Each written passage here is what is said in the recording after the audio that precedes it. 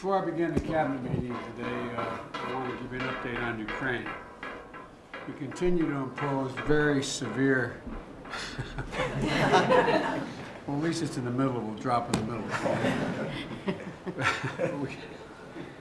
I shouldn't be, the severe economic sanctions on Putin and all those folks around him, choking off access to technology as well as cutting off access to the global financial system. It's had a profound impact already.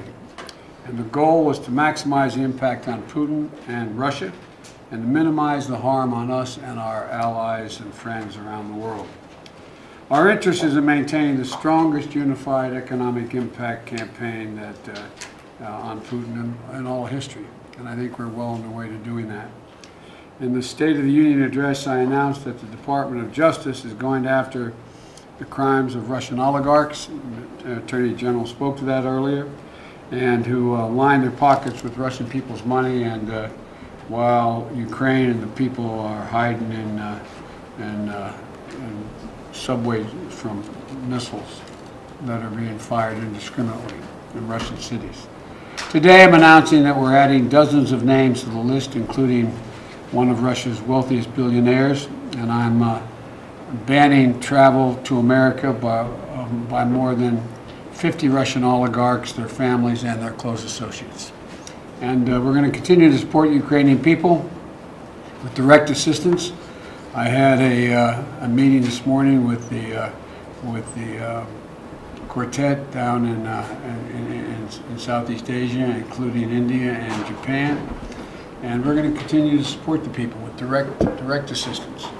And on Tuesday night at the Capitol, we saw America united in support of Ukraine and in our work to hold Putin accountable. And now to today's meeting, we're going to discuss how we're going to keep the economy growing by bringing costs down for the American people, as well as we know that people are feeling the pinch.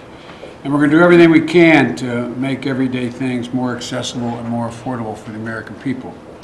And we're also going to discuss the unity agenda I announced, and there was broad bipartisan agreement, trying to end the opioid epidemic, ending cancer as we know it, providing support for veterans and mental health, especially for our children. The response, as you all know, because I've read your polls, has been overwhelming on all four of those issues, and because they're of great concern to the American people.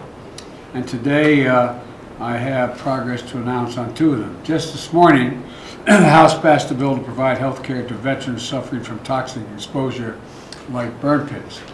And 34 Republicans joined the Democrats to make bipartisan progress on this project, keeping our sacred obligation to we have the veterans who, when we send to war and they come home, we care for them. And when it comes to the mental health of our children, today I'm instructing the Departments of Education, Health and Human Services to develop initial guidance to schools that will help them provide mental health support for students in our schools. And this is going to include enabling schools to use Medicaid funds to deliver those important services. And because to me, the State of the Union was more than a speech to me. It was an action plan. An action plan to lower costs, to address our critical needs, and as for the American people, because they're confused out there, understandably. The world is changing so rapidly. And we have a lot to cover in this meeting today, but I'm going to invite my friends in the press to depart in a minute. But the bottom line is, I meant what I said when I said I'm optimistic.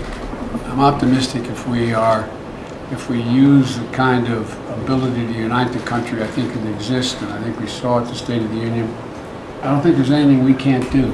I really don't. And we are at one of those inflection points in world history where we have an opportunity. If we act swiftly and we act with courage, we can change the dynamic the world is moving toward. If we don't, we're going to be in real trouble. And but I think it presents an opportunity as well as a problem. Like I said, my mother used to always say, out of everything bad, something good if you look hard enough for it. And we're looking hard, and I think we found some answers. So anyway, thank you all for being here, and we're going to get on with the meeting. Thank you. Thank you guys. Thank you. Let's go.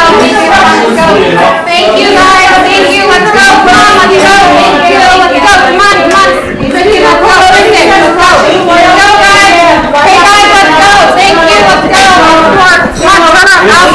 be enough. Guys, out the door. Let's go. Thank you. You been let's go. He said no. Let's go. Thank you, guys. He didn't say, actually. He didn't say. He didn't answer anything, right? What? He didn't answer anything. He didn't answer anything.